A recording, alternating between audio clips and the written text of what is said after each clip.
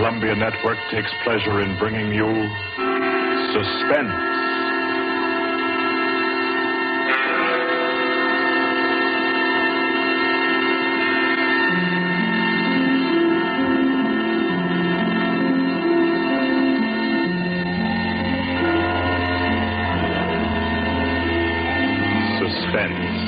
Columbia's play theater of outstanding thrillers, produced and directed by William Spear and scored by Bernard Herrmann. The notable melodramas from fiction and stage and screen, from the world's great literature of entertaining excitement, presented each week to bring you to the edge of your chair, to keep you in suspense.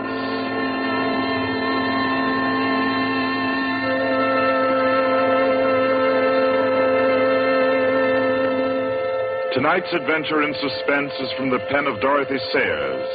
She called it The Cave of Ali Baba. Like the tale told by Scheherazade, a distinguished ancestress in the storytelling art, Miss Sayers' thriller deals with 40 thieves and with 2 magic words. For your uneasy listening, then, Suspense presents The Cave of Ali Baba.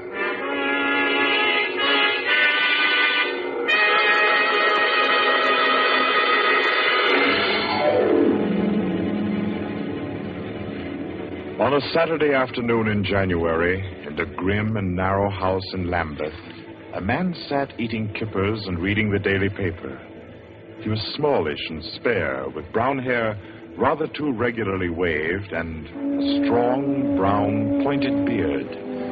His double-breasted navy blue suit, his socks, tie, and handkerchief were all scrupulously matched, and his brown boots just a trifle too highly polished. He did not look a gentleman, not even a gentleman's gentleman. Yet there was something about his appearance which suggested that he was accustomed to the manner of life in good families. Superior butler, perhaps, yet not old enough to be retired. A footman who had come into a legacy, yes. He had just finished eating, and he was sipping his coffee when a slight noise at the front door caught his ear. Swiftly, too swiftly for a quiet little man sitting eating kippers and reading his paper on a Saturday afternoon, he sprang up. He dashed through the small hallway and he flung the door open. Of course, no one in sight. The society is at least dramatic in its delivery of its correspondence. And as if he knew what he would find, he shut the door and turned to the hat stand in the hall. An envelope had been placed there. It was addressed to Joseph Rogers. So Mr. Rogers opened the note. Number 21. An extraordinary general meeting will be held tonight at the house of number 1 at 11:30. You will be absent at your peril. The word is finality. Finality. Yes, I think so. The man called Joseph Rogers stood for a moment, studying the note. Then he strode to the rear of the house, to a tall safe built in the wall. Carefully, he manipulated a dial.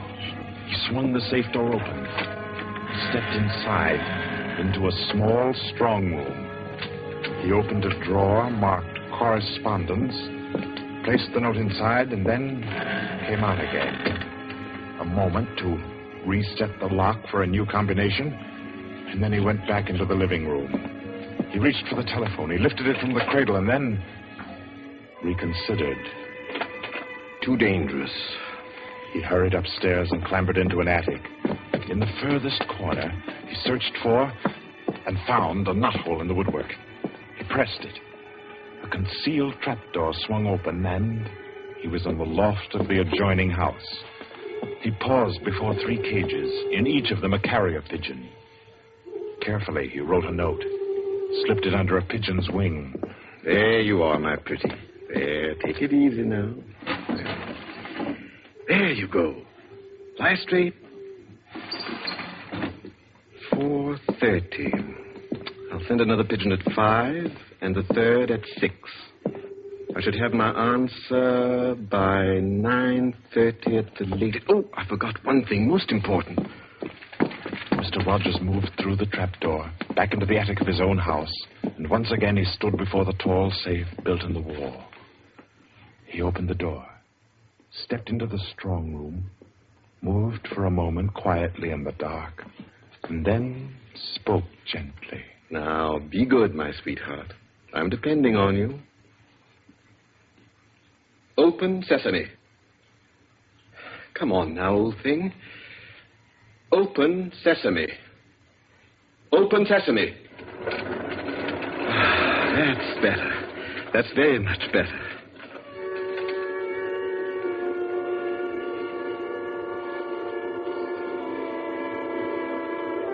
By 9:30, his answer was back.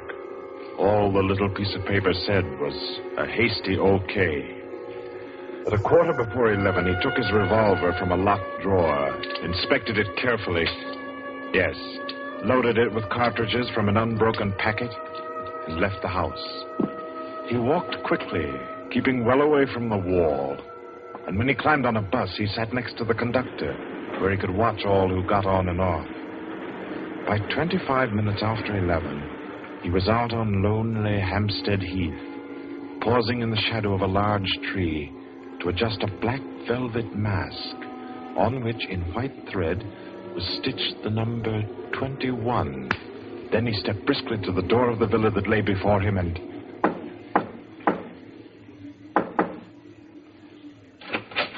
What is it? Finality. Come in. Go right on through. Number 1 will check you in. Right.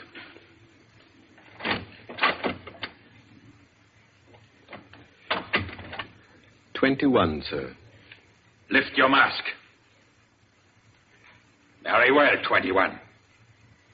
You may go on to the meeting room. Thank you, sir.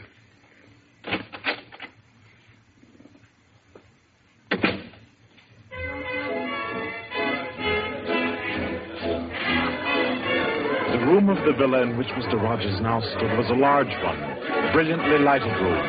There was a gramophone in one corner blaring out a jazz tune. To its rhythm, couples, masked men and women, were dancing. Some were in evening dress, some in tweeds and jumpers. In another corner of the room was the bar. Mr. Rogers went up to it and asked the masked man in charge for a double whiskey. He consumed it slowly, leaning on the bar. The room filled. Presently, someone moved across to the gramophone and stopped it. Mr. Rogers looked around. Number 1, the massive gentleman in evening dress who had checked him in, appeared on the threshold. A tall woman in black stood beside him. Her mask, embroidered with a white number 2, covered her hair and her face completely. Only her fine bearing, her white arms, and her dark eyes, shining through the eye slits, proclaimed her as a woman of power, of physical attraction. The masked dancers were silent now as number 1 spoke. Ladies and gentlemen, we are short 2 members tonight. I need not inform you of the disastrous failure of our plan for obtaining the plans of the Court Windlesham Heliscoper. Our courageous and devoted friends, number 15 and number 38, were betrayed and taken by the police. Some of you might fear that under examination these 2 would break down and give away our society. There is no need for such a fear. I gave the usual orders, and their tongues have been silenced. Their defense will be discreetly compensated in the usual manner. I call upon number 12 and 34 to undertake this agreeable task. They will attend me at my office for their instructions after the meeting. Will the numbers I have named kindly signify by raising their hands that they are able and willing to perform this duty? Thank you. Ladies and gentlemen, please take your partners for the next dance. The gramophone struck up again. Mr. Rogers turned to a girl near him in a red dress. She nodded, and they slipped into the movement of a foxtrot. The couples gyrated solemnly and in silence. Their shadows were flung against the blinds as they turned and stepped to and fro. The girl in red spoke to Mr. Rogers. What's happened? I'm frightened, aren't you? feel as if something awful was about to happen. It does take one a bit short. Number one's way of doing things. But it's safer like that. Oh, those poor men. No talking, please. You know the rules. Sorry. In silence, the dance continued. And then it came to an end. And then when it had finished, the dancers came again to where number one sat and waited with tense eagerness for him to speak. Ladies and gentlemen, you may wonder why this extraordinary meeting has been called. The reason is a serious one. The failure of our recent attempt was no accident. The police were not on the premises that night by accident. We have a traitor amongst us. This last failure was not the first. You'll remember the unfortunate way in which the affair of the Dinglewood pearls turned out. And there were others.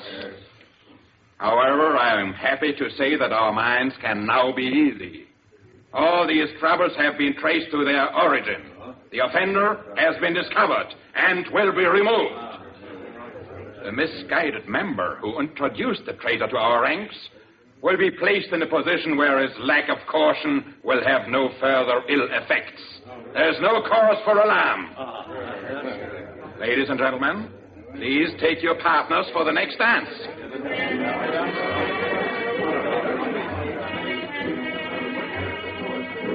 Again, the gramophone took up its bizarre monotony, and the masked dancers glided and turned, and their movements were sharper, more staccato.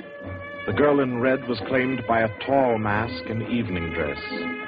A hand laid on Mr. Rogers' arm made him start. A small, plump woman in a green jumper slipped a cold hand into his. The dance went on.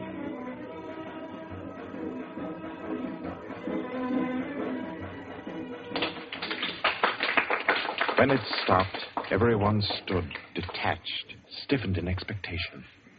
The endless interval was over. Number one raised his voice. Ladies and gentlemen, you will no doubt wish to be relieved of the questions on your mind. I will name the persons involved. Number 37. No! Silence! I'll never! I swear I'll never! Silence! You have failed in discretion. You will be dealt with. If you have anything to say in defense of your folly, I'll hear it later. Sit down. Number 37 sank down upon a chair. He pushed his handkerchief under the mask to wipe his face. Two tall men closed in upon him. The rest fell back. Ladies and gentlemen, I will now name the traitor. Stand forward. Number 21. Take off your mask. Number 37. This man was introduced to our society by you under the name of Joseph Rogers, formerly second footman in the service of the Duke of Denver, dismissed for petty thievery.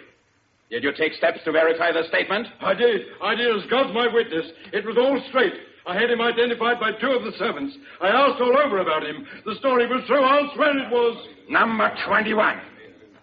Your name has been given as Joseph Rogers. Is that your real name? Answer me.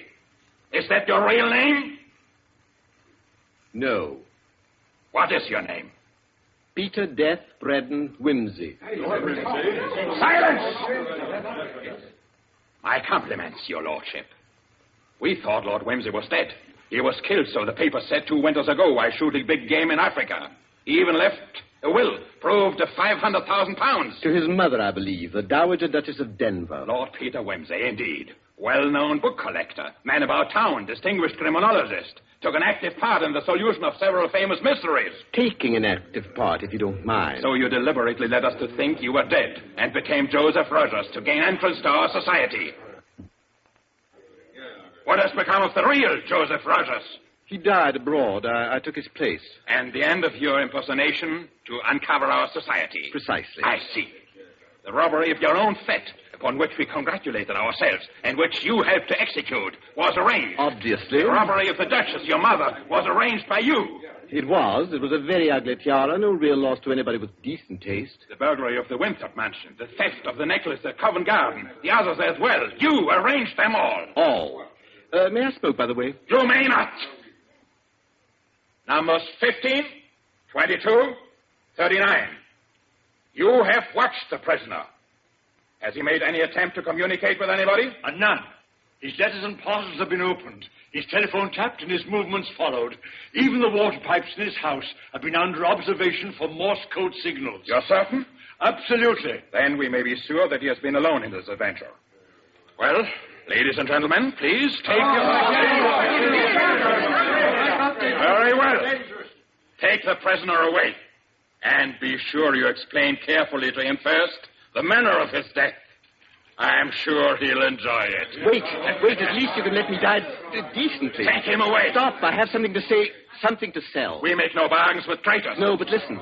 Do you think I haven't thought of this? I'm not a fool. I've left a letter. To whom? To the police. If I don't return tomorrow, it'll be opened. It's a bluff. The prisoner sent no letter. He's been strictly watched for months. I left the letter before I came to Lambeth. Then it can't contain no information of any value. Oh, but it does. The combination of my safe. Indeed? Has this man's safe been searched? Yes. What did it contain? No information of importance, sir. An outline of our organization, the name of the house, nothing that can't be altered and covered before morning. And did you investigate the inner compartment of the safe? You hear what he says, did you? He's trying to bluff. There is no inner compartment. I hate to contradict you, but I'm really afraid you must have overlooked it. And what did you say was in the compartment, if it does exist? The names of every member of this society with their addresses, photographs, and fingerprints. How did you say you contrived to get this information? By doing a little detective work on my own. But you've been watched. True, the fingerprints of my watches adorn the first page of the collection. That statement can be proved. Certainly. The name of number 40, for example... Stop! If you mention names here, you will certainly have no hope of mercy.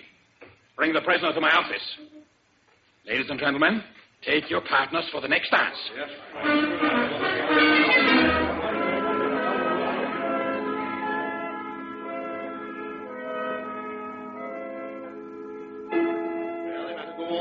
I've proved that I know your gang from number 1 through number 25. Do you want me to prove that I know the others as well? My lord, your story fills me with regret that you are not, in fact, a member of our society. Wit, courage, and industry are valuable in an association like ours. I fear I cannot persuade you. No, I suppose not.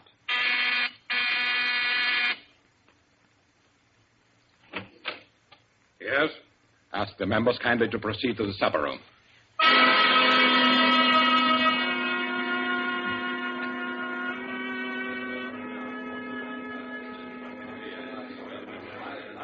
Ladies and gentlemen, I'll not conceal from you the seriousness of the situation. The prisoner has recited to me 25 names and addresses which were thought to be unknown except to their owners and to me. There has been great carelessness. Fingerprints have been obtained. He showed me some photographs of them. He tells me that the book of names and addresses is to be found in the inner compartment of his safe, together with certain letters and papers stolen from the houses of members and several objects with fingerprints. I believe he tells the truth. He offers the combination of the safe in exchange for a quick death. I think his offer should be accepted. What is your opinion, ladies and gentlemen? The combination is known already. Fool! This man is Lord Peter Wimsey, a scientist of crime. Do you think he will have forgotten to change the combination? Oh, I say give him the promise. Time's getting short. You agreed? It's a bargain, Wimsey. What is the combination? The word of the combination is unreliability. And the inner door, the inner compartment. In anticipation of the visit of the police, the inner door is open. Good. Number 12 and 36. You will go to the prisoner's house and... Why should any more members That's right. I agree. Nobody ought to be trusted. Then what, ladies and gentlemen, do you suggest? You go yourself. You're the only one that knows all the names. You go yourself. I second that motion. Is the wish of the meeting, then, that I should go? No. I say no. No, don't go. Number 1 is our president, the head and soul of our society. If anything should happen to him, where should we be? You've all blundered. We have your carelessness to thank for all this. Do you think we should be safe for 5 minutes if he were not here to repair your follies? Well, there's something in that. If you will pardon my suggesting it, the lady appears to be in a position peculiarly favorable for the reception of the president's confidences. The contents of my modest volume will be no news to her. Why should she not go herself? Because I say she must not. If it is the will of the meeting, I'll go. Give me the key of the house. Here. Is your house watched? No. If I have not returned in 2 hours, act for the best to save yourselves. And do what you like with the prisoner.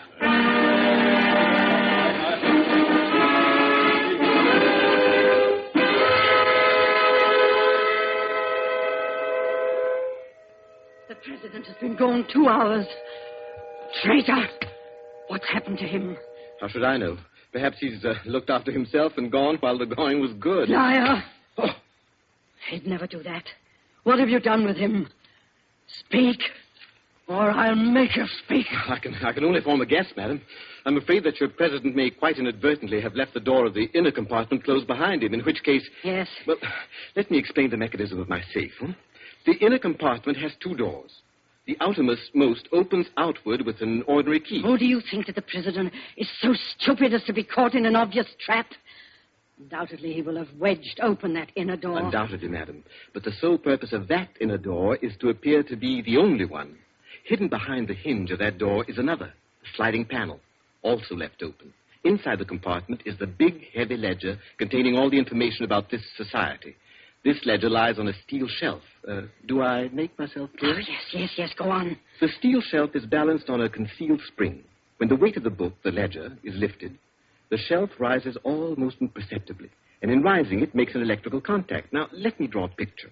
Your president steps into the inner compartment, sees the book, takes it up, anxiously to examine to see if it's the right one. The shelf rises, the electrical contact is made, and the steel panel behind him slides into place. He's trapped. You devil!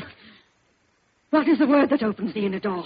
Quick, the word. Do you remember the story of Ali Baba and the 40 Thieves? Uh-huh. Well, when I had this safe constructed, my mind went back, well, call me sentimental if you will, to my childhood. The words that open the door are open sesame. Oh. How long can a man live in this devil's trap of yours? Oh, I should think he might hold out for a few hours if he didn't use up all the oxygen by hammering and yelling. I imagine if we go there at once, we'll be able to get him out all right. I'll go myself. I think you'd better take me with you. Why? Well, I'm the only person who can open the door. But you've given me the word. Yes, you have the word. But this door of mine, I'm rather proud of it. You know, it's my own invention. It's the latest thing. It will open to the words open sesame, all right. But to my voice only. Your voice? I'll chop your voice with my hands. What do you mean, your voice only? Don't clutch my throat like that. You'll wreck my voice, and then the door might not recognize it. There, that's better. The door got stuck for a week once, and when I had a cold. Is what he says true? Is it possible? Perfectly possible, madam. It'll have a microphone arrangement. Could be done also with light vibrations. We must let him go. Take the ropes off him. Let him go, nothing. He doesn't go to blab to the police. The president's done in, that's all. And we'd all better make traps while we can. It's all up, boys. Right. Chuck this fella down the cellar and fasten him in. I'll go and destroy the ledgers. 32, you know where the switch is. Give us a quarter of an hour to clear, then you can blow the place to glory. No, you can't leave one to die. He's your president, your leader. I won't let it happen. I won't. I'll free this man myself. Here, none of that now. Let me go. Let go of me. Think, Lobster, think. It'll be light in an hour or two. The police may be here at any moment. Police? Oh, yes. Yes, you're right. No, we mustn't imperil the safety of all for just one man. He himself would not wish it. Throw this man in the cellar and let's get out of here while there's time.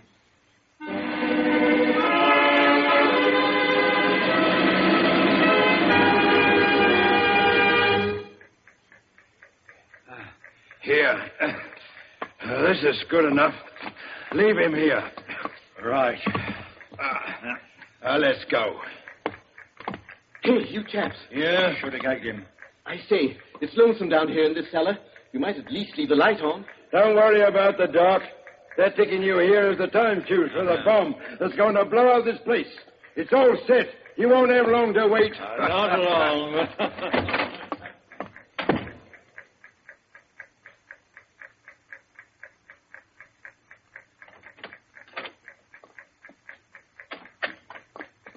Who is it? Who's there?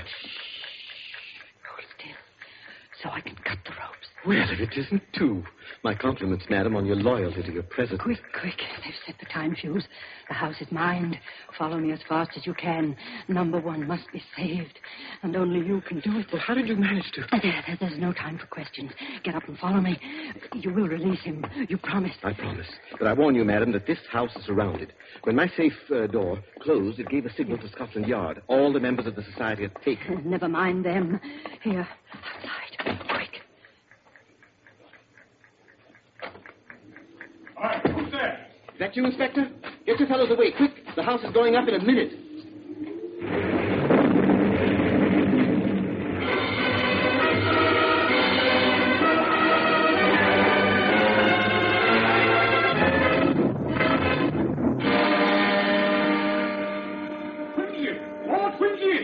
It's Inspector Parker, old man. Are you all right? Yeah, I'm a bit winded. What's happened, Inspector? Oh, about half a dozen of them got blown up. The rest we bagged. Hurry, we must hurry. Who's this? One of the gang. She's called number 2. We must save him, we must. Golly, I clean forgot the gentleman in the safe. Parker, where's your car? It's down the lane. Send one of your men down to get it. Right. Johnson, bring that car here. Yes, sir.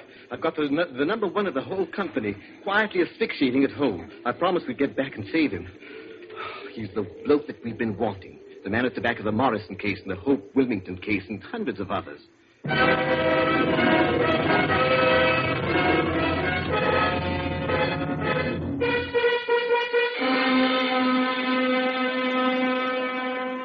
Is this it?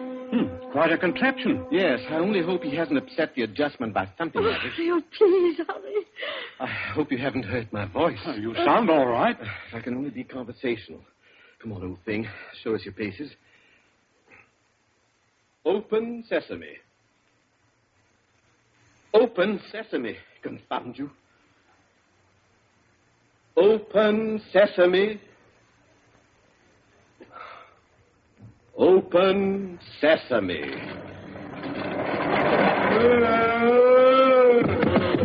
He's dead. Let me see. No, he's not. He lived to stand his trial.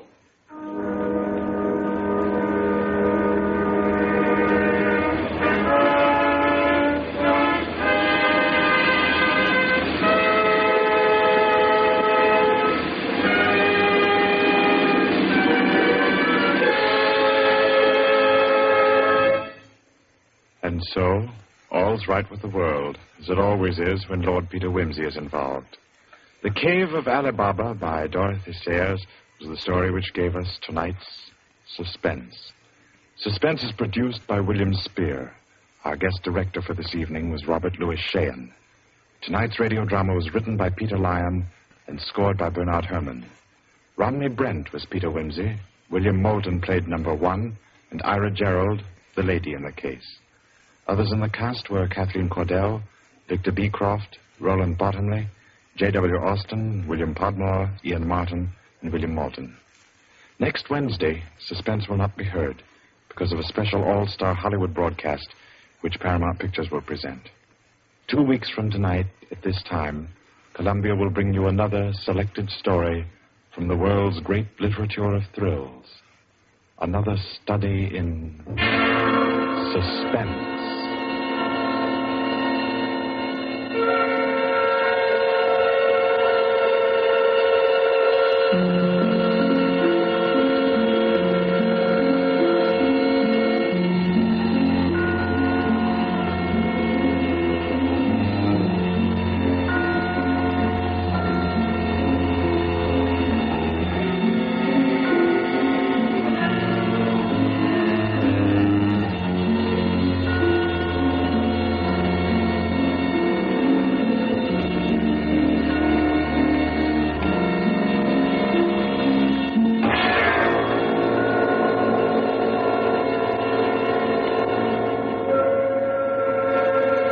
This is Barry Kroger, and This is the Columbia Broadcasting System.